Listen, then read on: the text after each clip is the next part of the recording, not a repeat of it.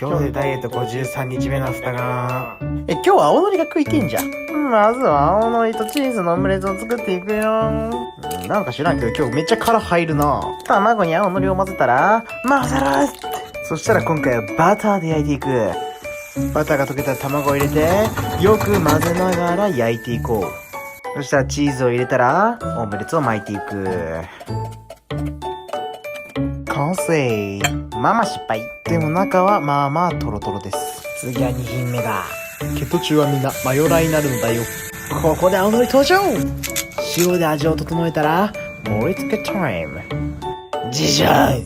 さあ、お味の方は青のりが効いててうめえ。てか、青のりが食いてってなんなん？